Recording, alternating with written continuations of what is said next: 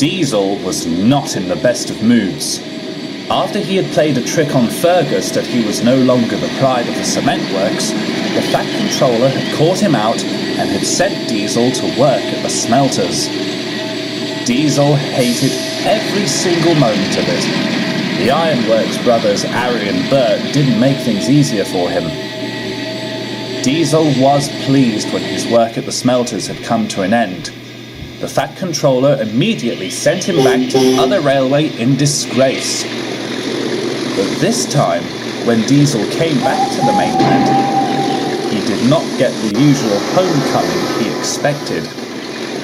When Diesel arrived, the mainland controller was waiting for him. He looked very stern and very cross. Good morning, sir," Diesel stuttered. "Save me the detail," the mainland controller interrupted. "Diesel, I have finally had it. I am fed up of you being brought back here all the time as soon as you cause problems for Sir Topham's railway. I can't keep it up anymore. Diesel, I am no longer going to keep you on my railway.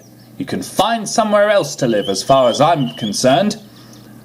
With that, the mainland controller turned sharply on his heels and walked away.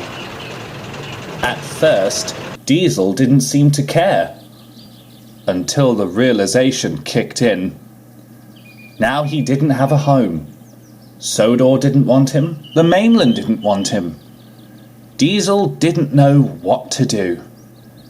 "If I go back to Sodor, they'll hate me," he whimpered. "And if I stay here, they'll hate me even more." Instinct told him to go back to Sodor. He wasn't sure, but he gave it a try. Diesel arrived at the fuel depot. He was feeling very lost and very sorry for himself. Just then, Mavis, the Diesel who worked at the quarry, came over. "What are you doing here?" she asked. "I thought the Fat Controller sent you away." Diesel gulped. He was secretly pleased to see Mavis and told her everything. When he'd finished, Mavis's heart sank. "Oh, Diesel," she said, "I am sorry." "Don't bother talking to the Fat Controller about it," said Diesel. "I know now where I'm not wanted." Before Mavis could say anything else, Diesel rumbled away. She had to do something, otherwise Diesel wouldn't have a home to go to. Later that day, Mavis was at the quarry. Thomas was helping her, as Bill and Ben had been called away elsewhere. Mavis was just telling Thomas what had gone on with Diesel, when to her surprise the Fat Controller arrived. "Mavis, Thomas," he boomed, "I hear you've been doing very well at the quarry. I've just come to congratulate you on your hard work." "Thank you, sir," said Thomas. "Thank you," said Mavis. "Sir, could I have a word?" The Fat Controller listened. By the time Mavis had finished explaining about Diesel, the Fat Controller first looked concerned. "I know I've sent Diesel away many times," he said, "but seeing as now the mainland doesn't want him, it leaves me with no choice."